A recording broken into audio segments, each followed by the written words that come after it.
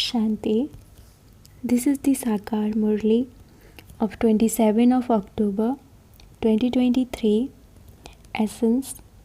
Sweet children, let the drums of happiness beat in your hearts, because the unlimited Father has come to give you the unlimited inheritance. Question. What illusion has Maya created for human beings due to which they are unable to make effort to go to heaven? Answer. When people see the pomp of Maya of the final period over the last 100 years, when they see the inventions of aeroplanes, electricity, etc., they think that heaven is here. They have wealth, palaces, motor cars, and so they think that this is it, that this is heaven for them. This happiness from Maya puts them under an illusion. Because of this, they don't make effort to go to heaven. Song. Mother, O Mother, you are the bestower of fortune for all. Om Shanti. It has been explained to you, children, that praise is sung of those who have been and gone. The people of Bharat don't know this. Even the scholars and pundits do not know this. Jagadamba, the world mother, means the one who creates the people of the world. You know that the one who is called Jagadamba is now sitting personally in front of you, children. They have been singing this on the path of devotion, brackets without any understanding. You children have now received this knowledge. That is, you have received Jagadamba's introduction. They have created many different pictures in the name of Jagadamba. In fact, whether she is called Kali, Saraswati or Durga, there is only one Jagadamba. By her being given many names, people have become confused. They also speak of Kali of Calcutta. However, there is no such person as the one in that picture. The Father says all of that is the paraphernalia of the path of devotion. The kingdom of Ravan starts at the same time as the path of devotion. People don't know who Ravan is or who Rama is. There is an unlimited story. You children know that the kingdom of Ravan is now to end and that the kingdom of Rama is about to begin. Rama is definitely someone who gives you happiness, and Ravan is definitely someone who causes you sorrow. There is the kingdom of Ravan in Bharat, and so it is called a cottage of sorrow. The Father has explained that at present all of you are in the kingdom of Ravan. It is mainly about Bharat. You have become degraded in the kingdom of Ravan. Rama, the unlimited Father, is the one who gives you happiness. At this time, all human beings are following devil's dictates. Actually, there isn't a Ravan with 10 heads. Those are the dictates of 5 vices, which are called the dictates of Ravan. Sai Baba's directions are Srimad. It is now the devil's community. This is an unlimited matter. You receive happiness for 21 births by following Srimad. By following devil's dictates, you have received sorrow for 63 births. You know that Ravan, whom people have been burning, is the biggest enemy. They don't know when they will finally stop burning Ravan. They say burning Ravan has continued from time immemorial. They create an effigy of him and continue to burn it. Truly, Ravan has caused everyone sorrow, especially in Bharat. Therefore, Ravan is a great enemy, but no one knows about this unlimited enemy.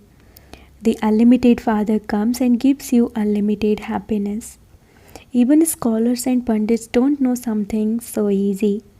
You children know that you have to claim your inheritance of happiness from the unlimited Father. However, you repeatedly forget the Father. On the path of devotion, you have been calling out, "Oh Baba, have mercy. Have mercy on me." I continue to have mercy. With whatever feelings you worship the deities, I definitely give you temporary happiness for that. No one else can give you happiness. I am the bestower of happiness. I am also the bestower on the path of devotion. They say God the Father gave this. They say this of God. Then why do they say that such and such a holy man gave them wealth? Since it is only the one Father who gives happiness. People even sing, "Oh God, remove our sorrow." Then why do they say that such and such a holy man removed their sorrow or gave them a child? They believe that they received happiness due to his blessings. When they make a profit in their business, they think that it is because of the blessing of their guru. If they have a loss, they don't think that it is due to the lack of their guru's blessings. Poor devotees continue to say whatever enters their minds without understanding anything. They continue to follow whatever they hear. This is also in the drama. The Father now comes and makes you belong to him. Maya causes a lot of obstacles in your having love for the Father. She completely turns your faces away. She makes you divorce the Father who gives you happiness for 21 births. The Father explains that there is the difference of day and night between the path of this knowledge and the path of devotion. After people having become poverty stricken while continually doing devotion, the Father comes, gives this knowledge and makes them prosperous for 21 births. You have been doing devotion for birth after birth and received temporary happiness. There is a lot of sorrow. The Father says, I have come to give you back the kingdom which you lost. This is something unlimited. It is not anything else. Lakshmi and Narayan, etc. were viceless deities. There would have been so many diamonds and jewels in their palaces. As you progress further, you will see a great deal. The closer you come, the more scenes of heaven you will see. There will be such big courts. There will be such good decorations of gold, diamonds, etc. on the palaces and windows. That is all. Just wait for the night to end and the day to begin.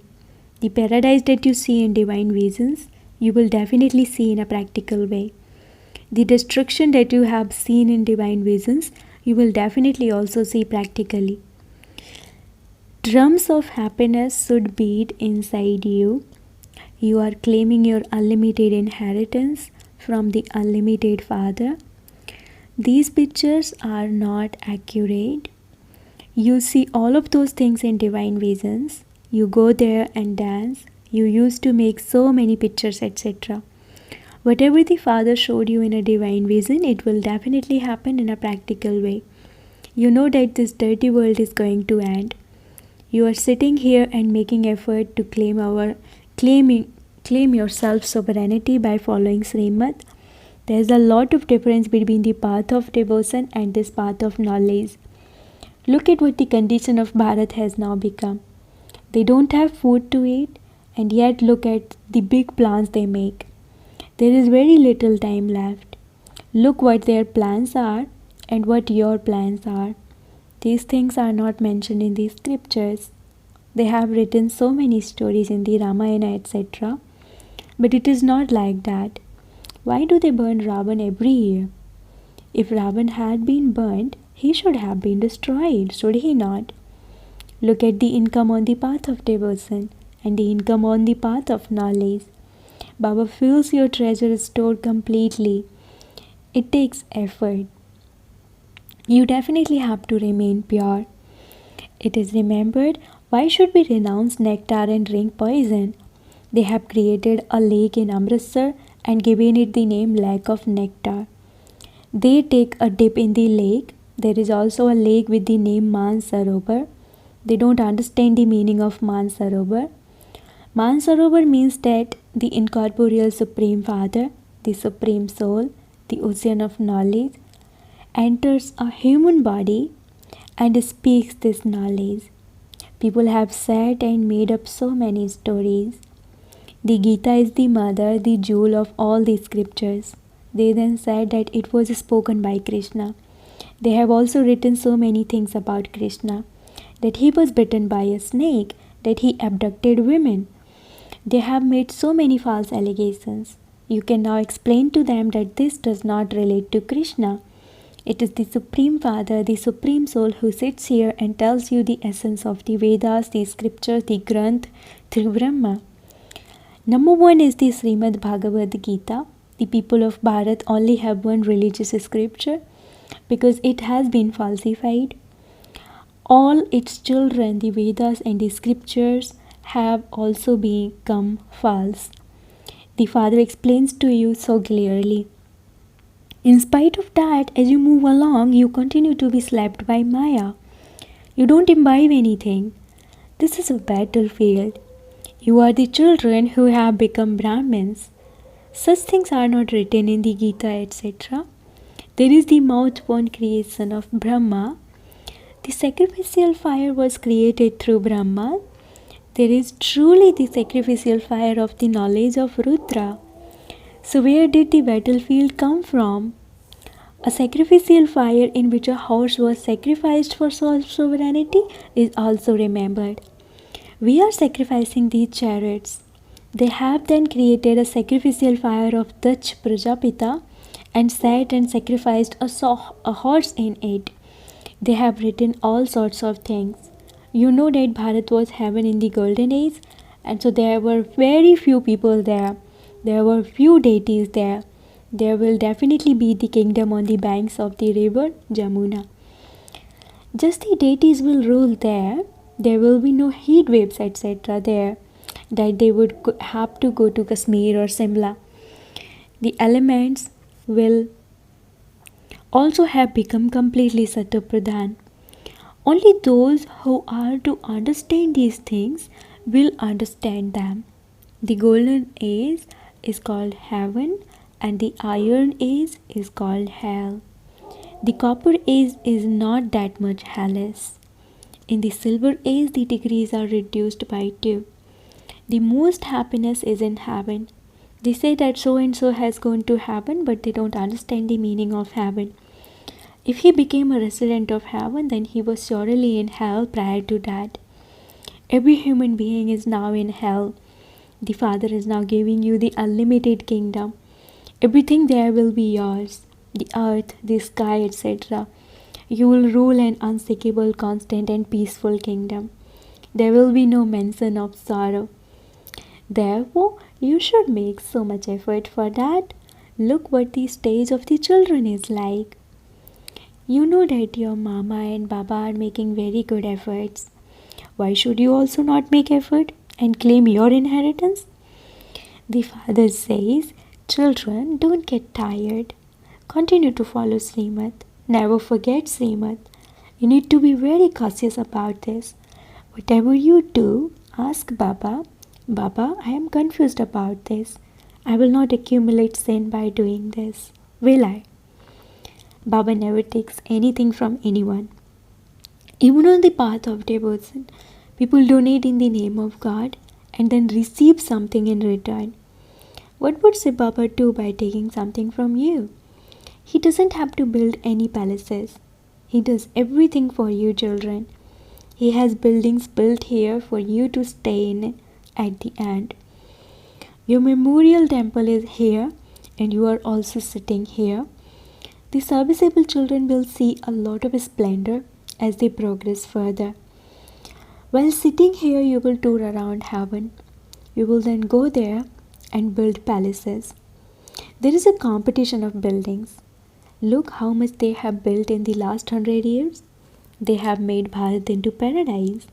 So what would they not have in just 100 years there? You can understand this. All of science will be useful to you there. The happiness of science will be experienced there. Here there is sorrow. They make so much effort in science. You children know that they are just praising themselves. There is temporary, momentary happiness. It is the pomp of Maya of the final time. Now they travel in aeroplanes and rockets, etc. None of those facilities existed before. Previously, there wasn't electricity either. All of that is the comfort of Maya, which creates an illusion for people. People think that this is heaven. There used to be Vimans, etc. in heaven, and so this is heaven. They don't understand the preparations are being made for heaven now. They think that because they have wealth and palaces, so that's it.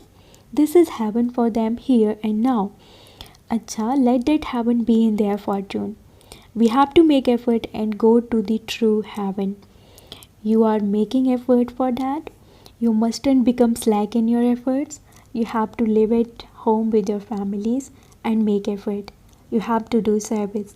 You have to become pure and also enable your friends and relatives to become worthy.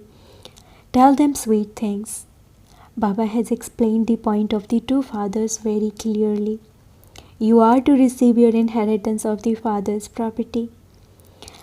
Acha, to the sweetest, beloved, long lost, and now found children, love, remembrance, and good morning from the mother, the father, Bap Dada. The spiritual father says Namaste to the spiritual children, and the spiritual children say Namaste to the spiritual father. Essence for Dharana number 1. Never get tired of making effort. Be very cautious while you continue to follow Srimad. Never get confused. Second, never perform any sinful acts. In order to go to the true heaven, do the service of becoming pure and enabling others to become pure. Blessing, may you be a double serving trustee whose intellect has faith and have spiritual love for your worldly relatives. Some children get tired while doing service and think that it is never going to change. Do not get disheartened in this way.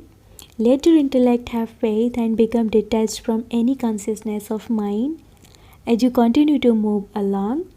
Some children take a little time to settle their accounts of devotion. Therefore, have patience. Be stable in the stage of a detached observer and continue to give the cooperation of peace and power to souls. Have a spiritual love for your worldly relatives. Be a double server and a trustee. Slogan, to make the atmosphere elevated with your elevated attitude is real service. Slogan, to make the atmosphere elevated with your elevated attitude is real service. Om Shanti.